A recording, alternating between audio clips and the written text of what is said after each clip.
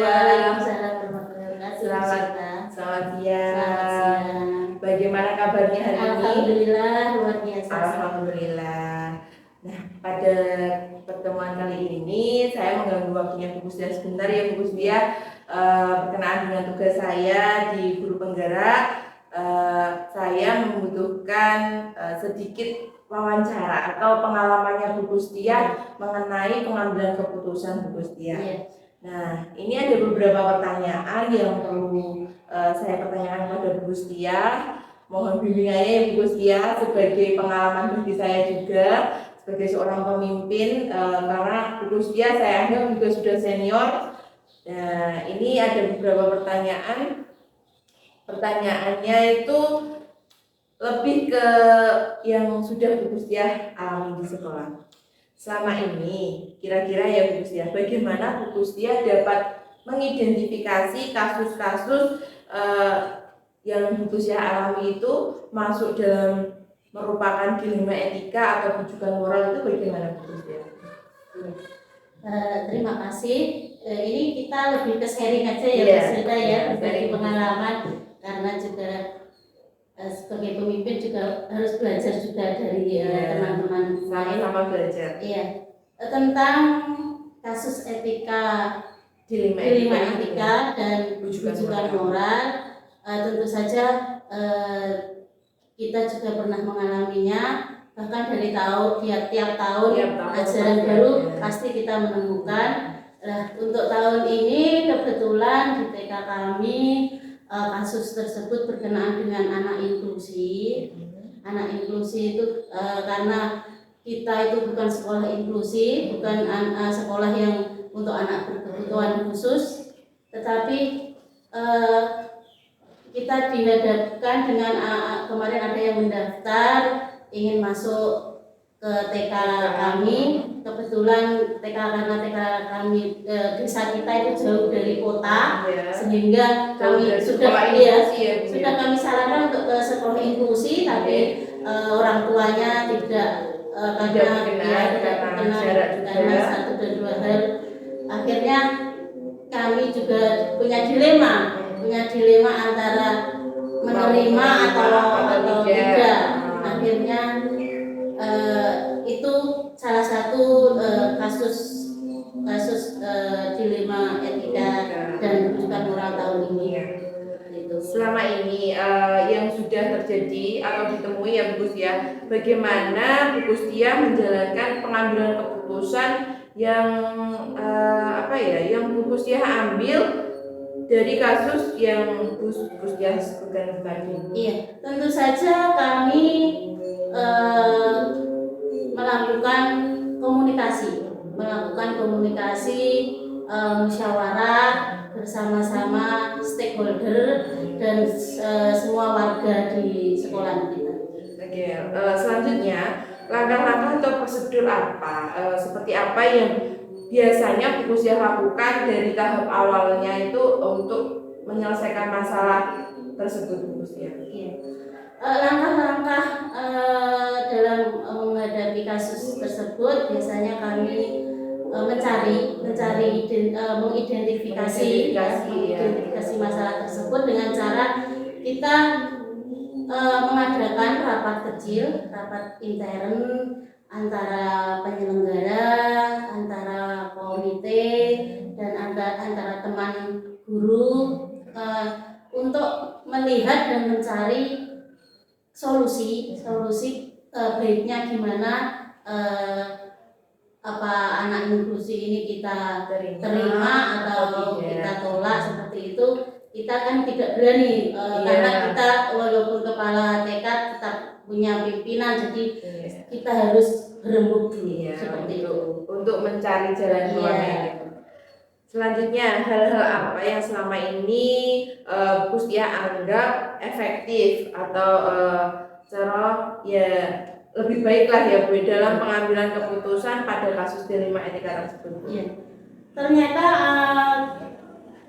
hal-hal yang paling efektif atau solusi yang paling efektif atau langkah yang paling efektif itu tetap berembuk itu, tetap bermusyawarah Koordinasi itu, ya, Bu, tetap ya? berkoordinasi dengan semua yang yang berkepentingan ya. yang berkepentingan di TK ini, stakeholder, teman sejawat, orang tua anak iya. tersebut, dan yang paling penting juga semua wali murid, semua wali murid sekolah ya, Bu, ya. sekolah, karena nanti anak ini kan efeknya juga ke semua anak, apalagi yang satu kelas. Jadi nanti harus kita bicarakan bersama wali murid semuanya seperti itu. Untuk penyelesaian masalah tersebut ya, Bu, hal-hal yang selama ini menjadi tantangan dalam menyelesaikan masalah tersebut itu apa, Bu? Iya, tentunya tantangan yang kami rasakan saat itu karena kita ini berbeda ya Bu Sita ya, antara karakter orang itu berbeda-beda, khususnya karakter wali murid yang nantinya anak-anaknya akan jadi satu kelas dengan anak inklusi tersebut, karakternya berbeda-beda, ada yang menolak, ada yang menerima, tapi ada juga yang diam, tidak komen ya, tidak komen, tidak mengutarakan pendapat. Itu salah satu tantangan terberat kita. Terus terang itu. Oke. Selanjutnya, apakah Buya memiliki jadwal tertentu dalam menyelesaikan masalah ini? Apa ada jadwalnya, penyelesaiannya itu ada jadwalnya apa tidak? Kami rasa untuk jadwal itu tidak ada jadwal. Kita prinsipnya kalau ada masalah harus segera diselesaikan. Jadi nanti kalau masalah itu kita ulur-ulur, kita pending malah tidak selesai. Jadi secepatnya masalah ini harus segera diselesaikan. Iya. Berarti ya intinya jika ada masalah kita selesaikan saat itu jika bisa. Kalau tidak bisa ya perlu kita koordinasi dengan semua warga sekolah tadi ya, Bu. Selanjutnya, adakah seseorang atau faktor pendukung yang menurut Bu Kustia itu membantu dalam pengambilan masalah yang ada di sekolah Bu Kustia? Iya.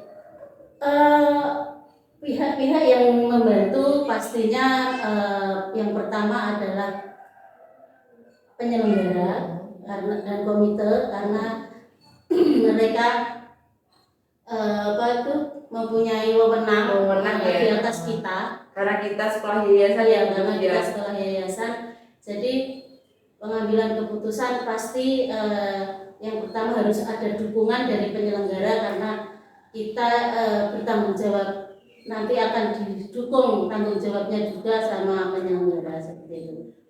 Dari kasus Dilemetika tersebut atau kasus-kasus yang lain, semua hal yang disampaikan tadi, pelajaran apa yang Buya bisa petik atau Buya bisa ambil untuk menjadi pengalaman yang Bu Kustia dalam pengambilan keputusan tersebut? Iya. Ternyata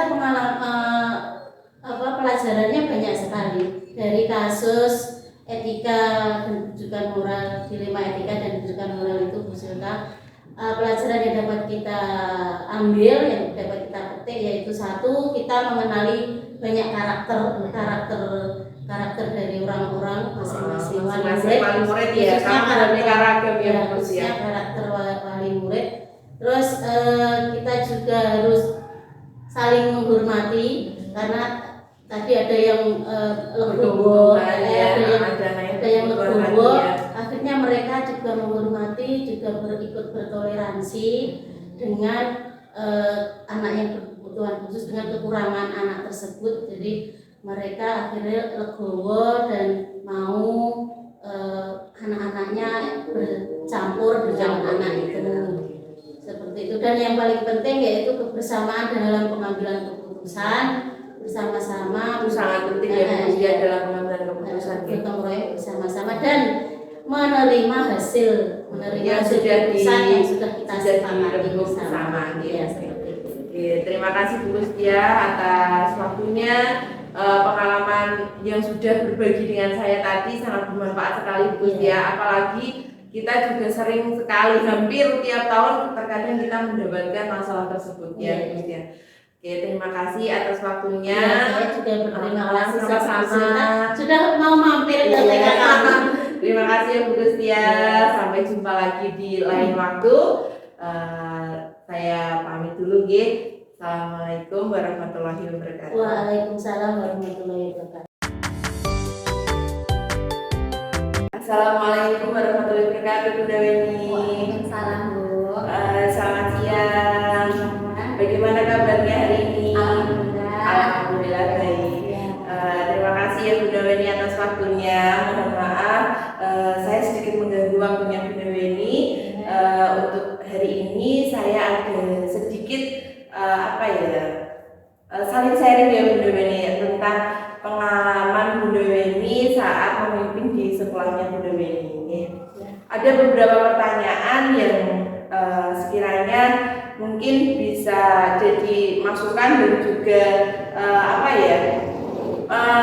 membantu menyelesaikan masalahnya Bunda Weni dan juga mungkin bisa membantu menyelesaikan masalah saya nih. Yang ingin saya tanyakan Bunda Weni selama ini, bagaimanakah Bunda Weni dapat mengidentifikasi kasus-kasus yang merupakan dilema etika atau rujukan moral? Bagaimana caranya Bunda Weni? Yang pertama kita harus mencari tahu masalah-masalah yang ada, kemudian memahami, memilah-milah apakah masalah tersebut itu masuk ke dilema etika atau ke rujukan moral. Untuk itu adakah pengalaman Bunda Weni kasus seperti apa yang Bunda Weni temui di sekolah? Ada Bu, salah satu kasusnya itu adalah kita memiliki satu anak yang anak itu sifatnya itu sangat hiperaktif ya, tidak bisa diam. Kemudian itu dia juga destruktif, sangat perusak sekali ya. Kemudian lagi juga suka menyakiti temannya. Di salah satu pihak kan kita tetap harus menerima anak tersebut di sekolah kita. Iya, memang meskipun kita tidak sekolah inklusi ya. Namun di pihak lainnya juga kita mendapatkan komplainan dari orang tua murid lainnya yang merasa terganggu, anaknya juga merasa suka disakitin. Jadi ada rasa tidak terima dari orang tua lainnya. Tapi kita juga bingung juga ya Bu ya. Selama ini bagaimana cara Bunda Weni menjalankan pengambilan keputusan tersebut? Takutnya ya terkadang kita kan menurut kita benar, belum tentu menurut para orang tua itu kan benar seperti itu. Jadi bagaimana caranya Bunda Weni pengambilan keputusan itu bagaimana caranya? Kita yang harus kita lakukan itu kalau saya mengumpulkan semua pihak yang terlibat. Seperti pengelola yang guru, kemudian ada orang tua murid juga, ada komite juga kita kumpulkan. Lalu langkah-langkahnya atau prosedur seperti apa yang pertama yang harus Bunda Weni lakukan? Tadi kan saling koordinasi berarti melakukan rapat ya Bunda Weni? Melakukan rapat untuk menentukan mencari solusinya bersama. Hal-hal apa yang selama ini Bunda Weni anggap efektif dalam pengambilan keputusan tersebut? Kita mengambil keputusan itu mencari pendapat dari berbagai banyak pihak ya. Berarti tidak sepihak ya? Tidak sepihak, kita harus mendengarkan dari dua pihak gitu. Jadi kita harus mencari keputusan yang terbaik gitu. Selanjutnya hal-hal yang selama ini menjadi tantangan terberat dalam pengambilan keputusan yang masalah yang disebutkan Bunda Weni tadi, tantangan terberatnya apa Bunda Weni? Tantangan terberatnya yaitu kita harus mencari win-win solution ya. Jadi kepuasan dua belah pihak. Jadi salah satu pihak tidak ada yang merasa dirugikan, tidak ada yang salah satu pihak diuntungkan juga gitu. Jadi ya kita harus mencari solusi yang terbaik ya. Tantangannya itu ya. Selanjutnya, apakah Bunda Weni memiliki jadwal tertentu saat menyelesaikan masalah itu memiliki jadwal tertentu apa tidak? Biasanya kan tidak Bu. Begitu ada masalah on the spot langsung saat itu juga kita selesaikan. Tapi kalau misalnya belum bisa juga diselesaikan, kita ambil mencari waktu bersama ya. Selanjutnya, adakah seseorang atau faktor pendukung yang membantu Bunda Weni dalam menyelesaikan sebuah mencari sebuah keputusan yang menghasilkan yang terbaik itu tadi, ada pendukungnya apa tidak? Ya, orang-orang yang di sekolah ada ya, yang di sekitar kita, yang guru, yang komite, ya orang tua murid juga. Berarti semuanya ya, semua itu mendukung ya, saling kerjasama. Lalu dari semua hal yang sudah Bunda Weni alami, maksudnya pengalaman yang disampaikan termasuk tadi menyelesaikan dilema itu, apa yang Bunda Weni petik? Pengambilan keputusan yang Bunda Weni petik itu pengalamannya apa? Oke, ya ini kasus ini bisa kita jadikan pengalaman Bu, untuk kedepannya bagaimana kita harus bersikap. Kemudian kita juga harus lebih mengenali karakter anak, karakter orang tua juga, gitu supaya kedepannya lebih baik lagi. Oke, terima kasih Bunda Weni atas sharingnya siang ini ya Bunda Weni. Semoga kedepannya kita bisa menyelesaikan sebuah masalah di sekolah dengan mencari solusi yang terbaik ya. Terima kasih. Assalamualaikum warahmatullahi wabarakatuh. Waalaikumsalam warahmatullahi wabarakatuh.